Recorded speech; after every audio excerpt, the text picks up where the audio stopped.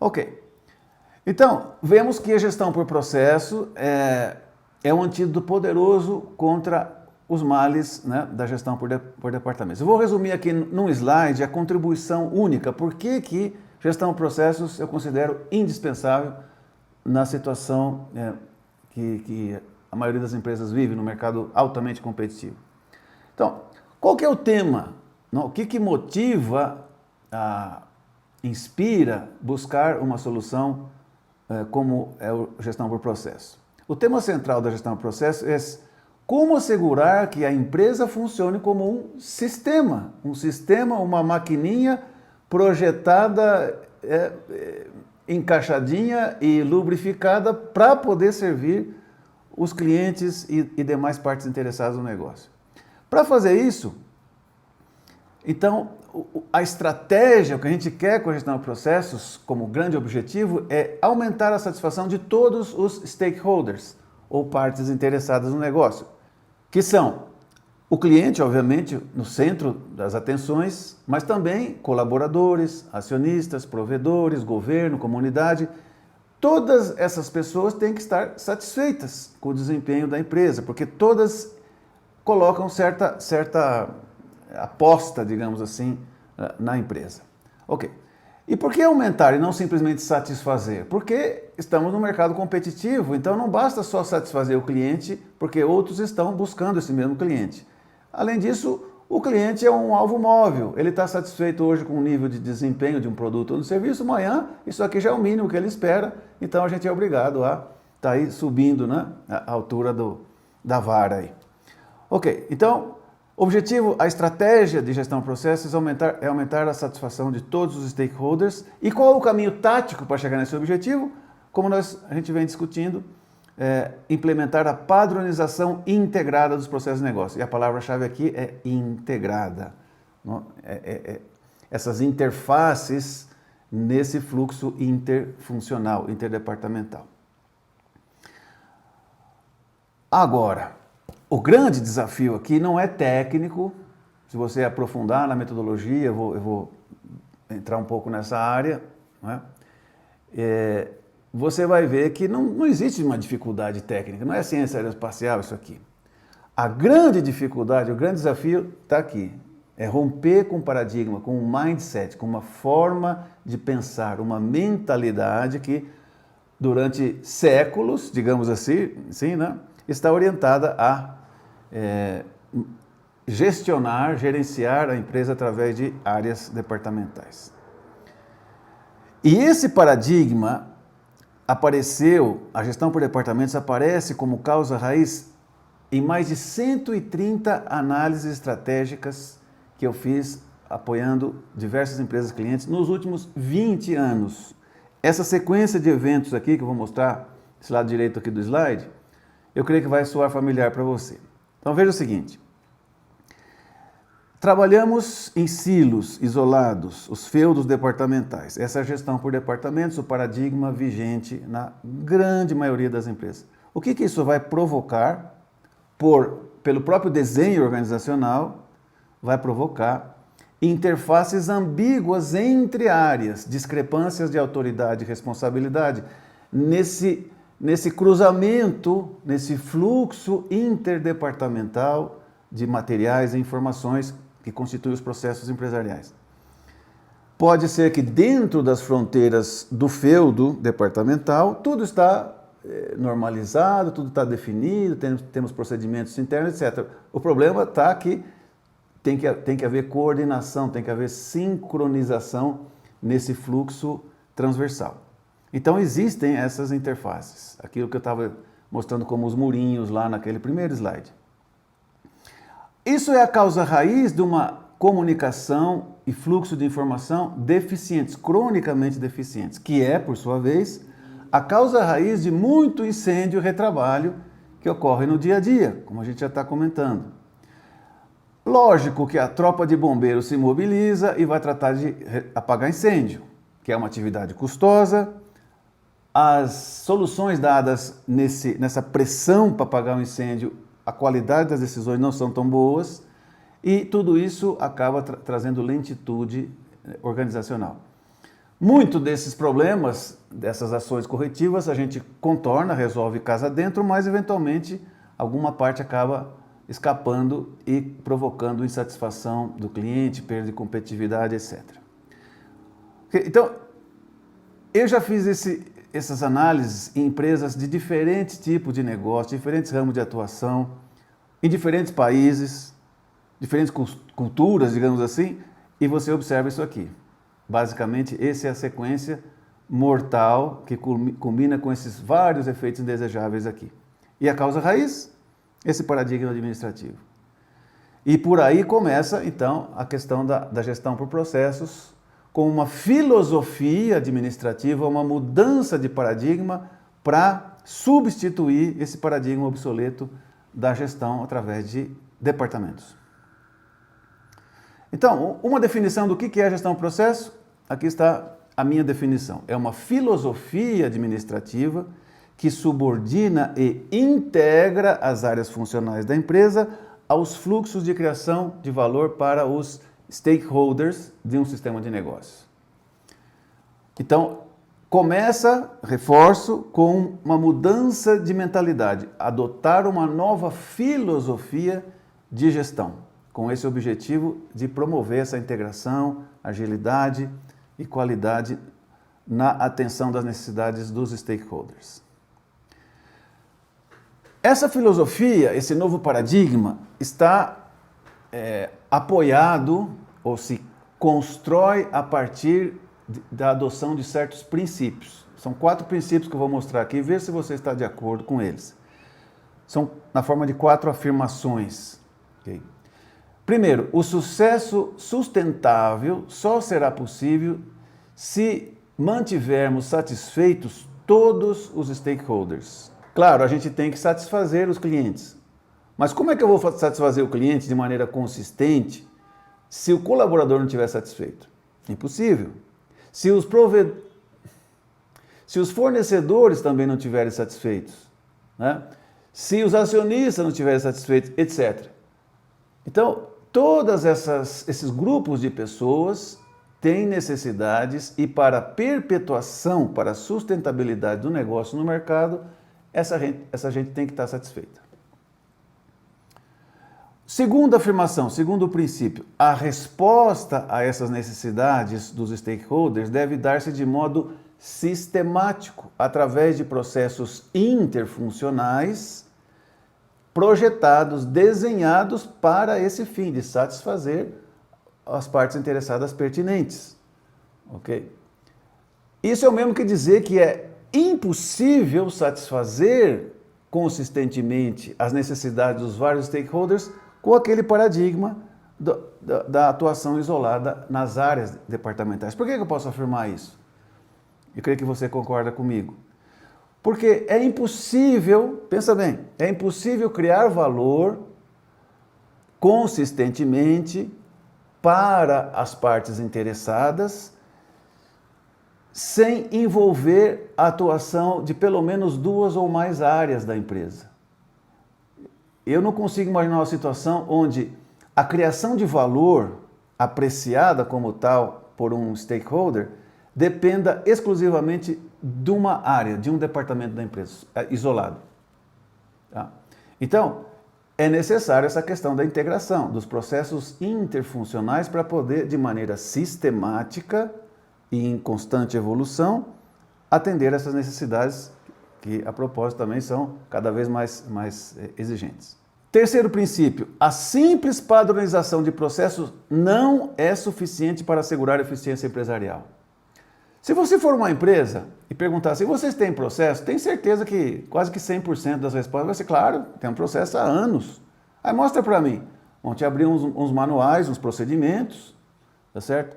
Mas você vai ver de perto, na operação, são procedimentos feitos debaixo da mentalidade da gestão departamentalizada. Você tem processos, pode ter fluxo, diagrama de processo, fluxograma, tudo isso aí, procedimentos, mas são ilhas de processos, porque o paradigma vigente, quando isso foi criado, era padronizar as áreas. Muito raramente eu nunca vi na minha experiência aí, sem que fosse através de gestão do processo, que alguém me mostrasse um processo verdadeiramente integrado, né, e fluindo de maneira sincronizada, etc., entre áreas empresariais. Okay? Fato é que tem muita empresa com manual de processo, com certificação em várias normas, mas ainda continua padecendo de problemas de competitividade. Okay? Então, terceiro princípio está aí. A propósito, se você não concordar com nenhum desses 4 aqui, ou discordar de algum, coloca para mim os seus comentários, tá? Porque se isso aqui não é verdade, então tudo que eu vou dizer daqui para frente não tem sentido, porque tudo parte desses 4 princípios, ok? Especialmente esse último, que é uma afirmação muito forte. Aqui diz: só a padronização integrada a partir de um modelo sistêmico é capaz de assegurar uma operação altamente eficiente. No ambiente competitivo de negócio de hoje, é necessário assegurar essa operação altamente eficiente.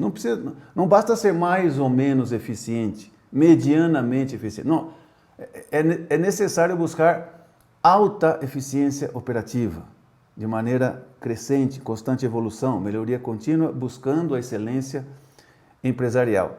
E aqui, essa afirmação de que só a padronização integrada é capaz de assegurar isso.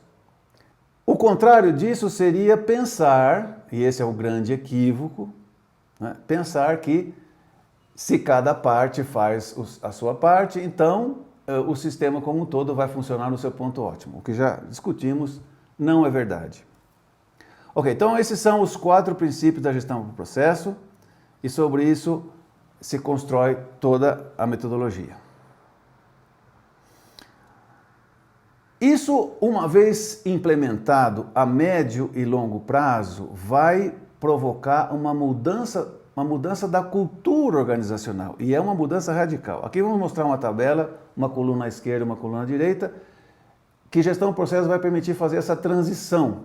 Além dos benefícios econômicos, de agilidade dos processos, também há um benefício de uma mudança cultural mais adequada ao ambiente competitivo de negócio.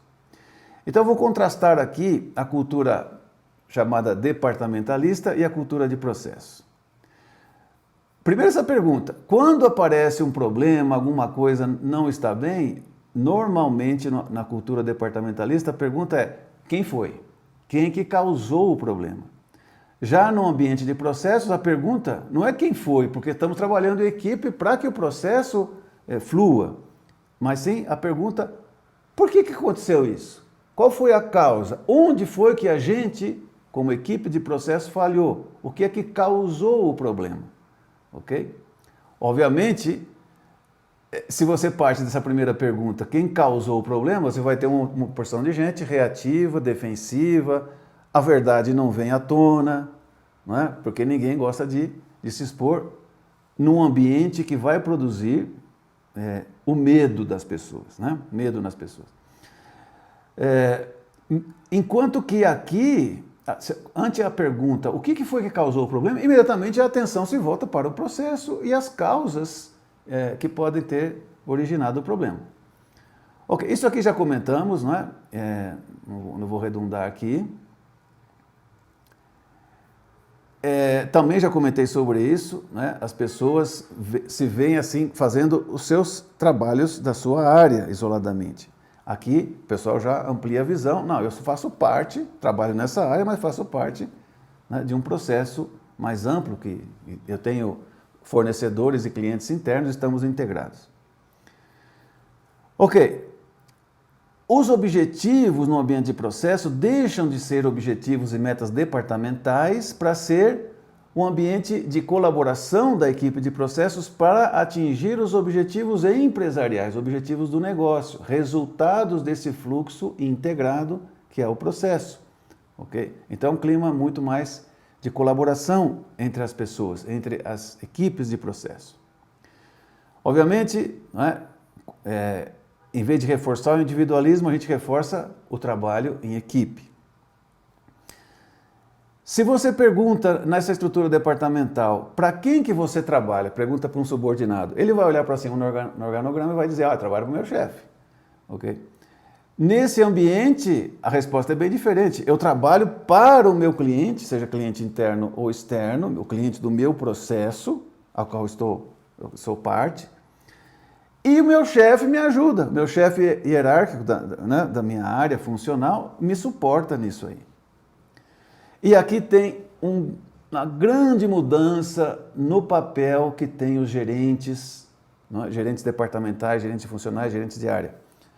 Aqui nesse ambiente, ele é o controlador do placar, controlador do trabalho. Ele diz, mobiliza os recursos, olha, agora a sua prioridade é essa, você aqui vai para o outro lado, isso aqui. Então, ele está definindo como que as pessoas trabalham, ok?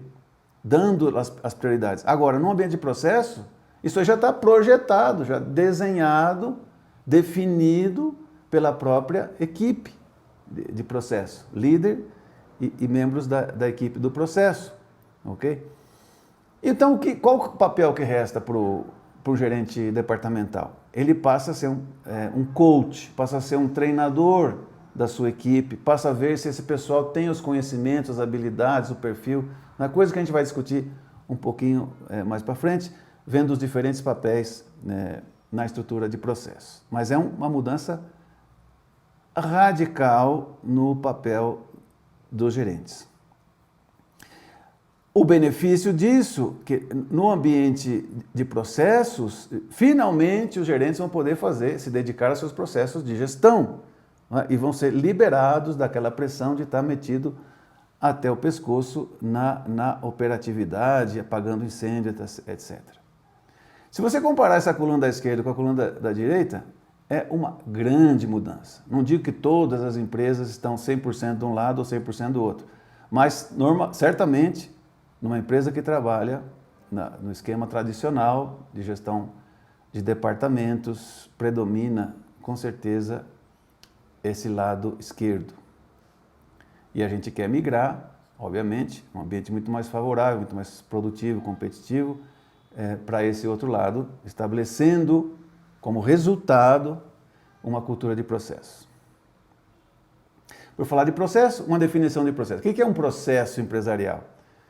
É um conjunto de atividades afins que vão realizar um resultado, cumprir um resultado relevante para o cliente.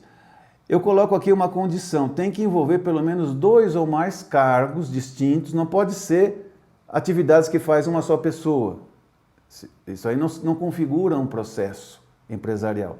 Provavelmente, se são atividades sequenciais que faz uma só pessoa, isso aí é parte de um processo mais amplo, com fronteiras, né, e cruzamentos aí interfuncionais. Então, se estabelece naturalmente esse conjunto de atividades que cumpre uma finalidade relevante para o cliente, interno ou externo, não é? E para que isso funcione, aparecem os fornecedores também, internos ou externos. Tanto no ambiente de manufatura, quanto no ambiente de serviços, ou qualquer outro tipo de instituição. Então, de maneira genérica, qual que é o objetivo de um processo? O que a gente está buscando em todo e qualquer processo? Esse objetivo aqui. Fornecer ao cliente interno um trabalho de qualidade superior, de modo que o cliente externo receba um produto ou serviço de alta qualidade no menor prazo possível e ao menor custo necessário. Essa equação aqui, não é, de prazo, qualidade e custo é o que podemos definir como valor percebido por esse cliente do processo, seja interno ou externo. Então nós queremos máxima qualidade, com mínimo tempo, máxima agilidade e mínimo custo necessário. Não é o mínimo custo possível, porque aí a gente começa a comprometer a qualidade também. Então, em poucas palavras, os processos existem, são criados para cumprir essas finalidades que criam valor para os stakeholders. Ok, aqui foi então nossa primeira sessão. Vou colocar agora umas perguntas de revisão conceitual, alguns pontos-chave do que foi colocado aqui. Essas perguntas têm o mesmo estilo da prova final de certificação, se você está interessado em obter o seu certificado GPP Champion. É o mesmo estilo de pergunta. Então, leia todas as alternativas e escolha aquela que dá uma resposta mais completa, mais correta, digamos assim, ok? Preste especial atenção a essas perguntas com a lógica invertida, que pede para marcar a alternativa falsa, ok? Então, eu vou projetando, você lê, interrompe o vídeo e marca ou seleciona anota aí a tua resposta. Depois você confere, na descrição do vídeo estão as respostas corretas. Faça esse exercício e se você tiver dúvidas, ok, sobre o que foi colocado aqui ou comentários a fazer, coloca na seção de comentários dessa aula que eu vou responder a todos eles.